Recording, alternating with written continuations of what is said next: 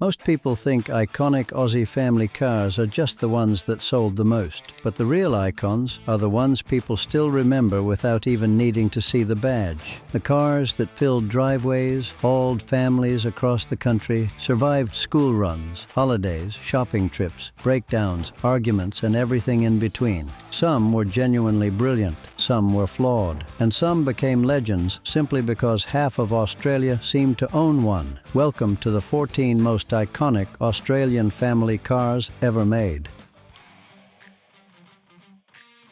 The P76 is one of Australian motoring's greatest what-ifs, and it absolutely earns its place on this list. Launched in 1973 with a V8 option, a boot so enormous it could swallow a 44-gallon drum whole, and the confidence to win Wheels Car of the Year in its debut season, this was a car with genuine talent and genuine ambition. Leyland even advertised the boot size like it was a feature rather than an admission that something had gone slightly wrong in the design meeting. The problem was everything happening off the show floor, build quality that ranged from impressive to genuinely baffling. A Leyland Australia operation bleeding money and a British parent company steadily collapsing meant the P76 never stood a real chance. Production folded in 1974 after barely a year on sale. One Car of the Year award, one enormous boot, and one car that deserved so much better than it got. The owners of good ones loved them completely. The owners of bad ones developed very strong opinions very quickly. By 1965, the Valiant was hitting its stride, and the AP6 is the version that genuinely delivered on the promise. Chrysler Australia had been refining the formula since the early 60s, and the AP6 arrived properly resolved and ready for business. Under the bonnet sat the 225 cubic inch slant 6, an engine so indestructible that several are probably still running somewhere right now completely unattended, and buyers who wanted more could option the 273 cubic inch V8 and feel very good about that decision. But the AP6 also looked the part. Clean American-influenced lines, a proper three-box shape, and enough road presence to make other motorists fully aware they were sharing a lane with something serious. Chrysler understood that Australian families did not want to feel embarrassed pulling into their own driveways. The AP6 built the Valiant's reputation in a way the earlier cars had pointed toward, but never quite achieved.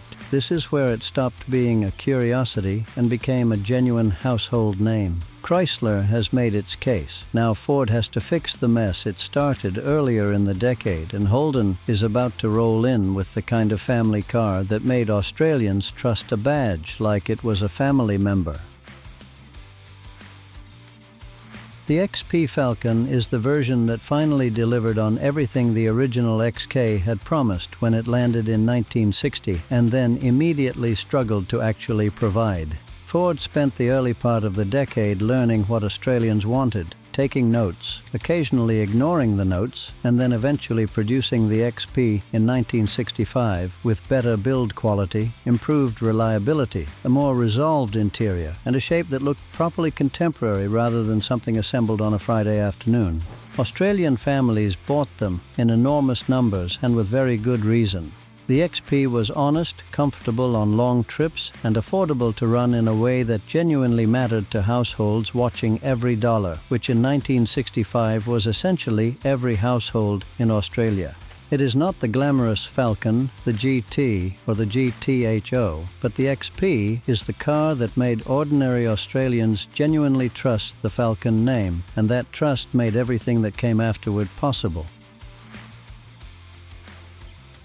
The HR Holden arrived in 1966 wearing a fresh face and carrying a meaningfully better engine, and Australian families responded exactly as Holden had hoped. The updated 186 cubic inch 6 gave the HR noticeably stronger performance than the car it replaced, and the refined styling made it feel like a genuine step forward rather than a marketing exercise dressed up in sheet metal and optimism. Holden knew its audience with almost frightening precision. The HR Special was pitched squarely at families who wanted something comfortable, dependable, and presentable in the driveway without requiring a second mortgage to buy or a mechanic on permanent standby to keep running. It was the automotive equivalent of a very reliable uncle, not exciting but always there when you needed him. The HR holds a special place in the Holden story because it caught the brand at the peak of its first great era. Confident, competent, and built by people who understood exactly what Australia needed. So far, these are sensible family cars, very respectable and very dependable. But now Ford is about to put a V8 into the family car argument, and Chrysler is about to prove refinement did not have to come with a Holden badge. The XR Falcon changed the conversation in 1966 and never once apologized for it. Ford arrived with the Mustang-bred marketing campaign, a sharper new shape, and most importantly, a V8 option that gave Australian buyers something no Falcon had offered before. Suddenly, the family sedan was not just practical transport, it was something to feel genuinely excited about on a Saturday morning, which is an entirely different thing, and Ford knew it. The XR planted a flag and dared Holden to respond. A more aggressive image, a stronger engine range, and showroom presence that made people walk past the Holden dealer just to have a look before walking back to sign the Ford paperwork. Whether Ford intended that specific sequence of events is unclear. The result speaks for itself. Not every XR buyer chose the 8 cylinders. Plenty were content with the 6, but knowing the V8 existed changed how everyone felt about the Falcon, and in Australia, that kind of feeling is worth an enormous amount. The Valiant Regal is Chrysler Australia's most consistent entry in the how did everyone forget about this competition, and it wins every time. The Regal was the top trim Valiant, and Chrysler treated that responsibility seriously enough to regularly embarrass Ford and Holden on refinement, without apparently telling anyone loudly enough for it to matter in the sales figures. It had better interior materials, improved ride quality, and a level of standard equipment that made comparable Holdens and Falcons look like they had been optioned by someone with trust issues and a very tight budget. A well-preserved Regal today is a genuinely revelatory experience. Chrysler never achieved the cultural dominance of the other two, which remains one of Australian motoring's more baffling mysteries. This was a seriously good family car delivered consistently and without sufficient fanfare. Someone in the Chrysler marketing department owed Australia an explanation and never quite gave one. The neat 60s cars are done. From here, Australia starts arguing with fuel prices, wind tunnels, smaller bodies, and the terrifying possibility that the old big Aussie sedan might not live forever. The VB Commodore is the car that rewrote the rules and horrified half of Australia in the process. When Holden replaced the HZ Kingswood with the Commodore in 1978, the reaction ranged from cautious to outright hostile. It was smaller, more European in its thinking, and some buyers felt personally betrayed by a company that had spent 30 years building proper big Aussie cars. The letters page of every motoring magazine in the country caught fire and stayed that way for months. But Holden read the situation correctly. Fuel prices had shifted, roads had improved, and what Australian families needed from a car was changing whether the letter writers liked it or not. The VB was better to drive and more fuel efficient than what it replaced, which in the real world matters considerably more than what anyone writes in a letter. History vindicated the decision completely. The Commodore nameplate would go on to dominate Australian family car sales for 3 decades. All of it traces back to the brave, controversial, absolutely correct VB. The XD Falcon arrived in 1979, looking unlike anything that had ever worn a Falcon badge. And the reaction was as divided as Ford should have seen coming from several kilometers away. The aerodynamic new shape had clearly been designed by people who believed deeply in wind tunnels and less deeply in giving the buying public time to emotionally prepare. A significant portion of Falcon loyalists needed an extended moment, and some never fully came around. Ford had made a genuine engineering statement though. The XD was more refined, more efficient, and more dynamically capable than the XC it replaced. Better interior, better ride, better highway manners. On nearly every measurable front, it was the superior car, which is useful information if you are willing to measure things rather than simply feel strongly about them. It just did not look like a Falcon to people who had grown up with Falcons, which in Australia is an extremely serious problem. The XD won them over eventually, as genuinely good cars always do. Two controversial cars, and somehow both ended up being right. Now the list moves into the era where the family sedan had to be comfortable, modern, powerful, and still survive a full carload of Australians judging every rattle. The VN Commodore arrived in 1988 and introduced a generation of Australian families to the Buick 3.8-litre V6, an engine that divided public opinion so sharply it could have been used as a geological instrument. Some loved the smoothness and refinement it brought. Others missed the V8 deeply and expressed that feeling loudly, repeatedly, and at considerable length to anyone within earshot, which in Australia turned out to be quite a lot of people. Beyond the engine argument, the VN was a genuinely significant car. Improved ride quality, a more sophisticated interior, and a level of refinement that pushed the Commodore into seriously competitive territory against the best family cars the world had to offer at the time. The V8 returned in later variants, and harmony was more or less restored, but the VN proved the Commodore could mature without losing its identity, which is considerably harder to pull off than it sounds, and considerably more impressive than it gets credit for. The BA Falcon arrived in 2002 as the most thoroughly developed Falcon in the nameplate's four-decade history, and it announced that fact the moment you sat inside and closed the door. Ford had put genuine engineering effort into the BA, and it showed everywhere. The ride quality, the refinement, the interior feel, and the overall impression that this was built by people who actually cared how it turned out, rather than just whether it cleared the accountants.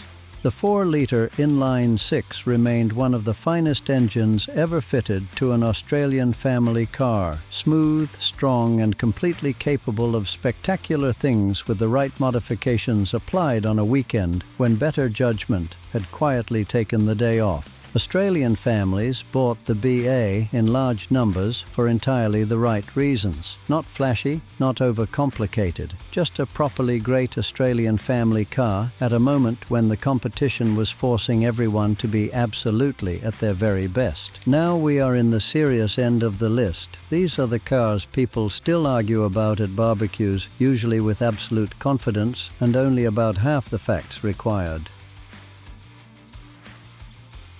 The VT Commodore was the most important Holden in a generation, and in 1997 it arrived wearing that responsibility with complete confidence. A new platform, a more sophisticated structure, dramatically improved ride and handling, and an interior quality that finally gave Commodore owners nothing to apologize about when the European car people at work started asking uncomfortable questions at morning tea.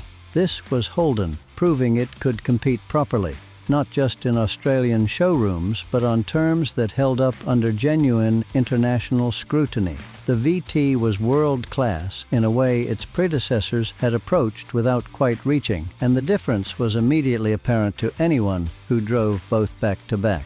It sold in extraordinary numbers, set the template for the Commodore family through the following decade, and remains the benchmark against which every Holden sedan afterward is still quietly measured. When people say the Commodore was a great Australian car, the VT is almost always what they are picturing. The XB Falcon is one of the best-looking Australian cars ever built, and that is not a subjective opinion trying to pass itself off as a fact. It simply is. That long bonnet, the muscular proportions, the whole beautifully resolved shape, everything about the XB communicates exactly the kind of confidence that most family car designers spend entire careers chasing and most never catch. The Falcon 500 was the everyday version, the one ordinary Australian families bought and drove to work and school and Bunnings and every other unremarkable destination that quietly fills up a real life. But the XB somehow made all of those trips feel slightly more dramatic than they had any right to be, which is an extremely rare gift in a family sedan. It also became a legend through cultural osmosis that requires no further explanation to any Australian of a certain age. The XB shape is permanently embedded in this country's automotive identity. It is never leaving, and nobody is asking it to. The Falcon has had its final swing. Now it is down to 2 Holdens, and both are so deeply baked into Australian family car history that choosing between them is basically asking for trouble. The EH Holden is the car that Holden people reach for when they want to explain what the brand meant at its genuine best, and they reach for it without hesitation. Launched in 1963, it was cleaner, sharper, and more beautifully proportioned than anything that had come before it, and Australian families responded with the kind of enthusiasm that turns a car into something considerably more significant than sheet metal and an engine. The EH Special was the top-of-range variant, and it carried that status with real elegance. Better trim, improved equipment, and a presence on the road that made owners feel every extra dollar was completely justified each and every morning, which for a car purchase is genuinely high praise. The red motor era the EH helped usher in gave Holden a new engine heartbeat that carried the brand through years of dominance. The EH did not just sell enormously well, it made Holden genuinely and deeply beloved by an entire generation. Everything Holden had learned about building family cars went into the HQ, and the result was the most complete Australian family sedan ever made. Launched in 1971 on a completely clean sheet design, the HQ was bigger, more refined, more capable, and more desirable than anything that had previously worn a Holden badge. Australian families did not just buy it in enormous numbers, they completely and unreservedly adopted it as part of the family, which for a car is about as high as the compliments go. The Kingswood was the heartbeat of the HQ range, the mid-specification model that found its way into driveways from one end of the country to the other. Comfortable on long trips, strong enough to tow whatever the weekend demanded, and genuinely easy to live with in the way that only properly engineered cars ever managed to be. The HQ Kingswood became the benchmark, the reference point, the car every Australian family sedan that followed was quietly measured against. Number one was never going to be anything else, and deep down everyone watching this already knew it. But now I want to know, which one did your family own? Was there a Kingswood, a Falcon, a Commodore, or maybe even a Valiant sitting in your driveway? Let me know in the comments, and if you enjoyed the video, make sure to like and subscribe. Thank you for watching, and goodbye.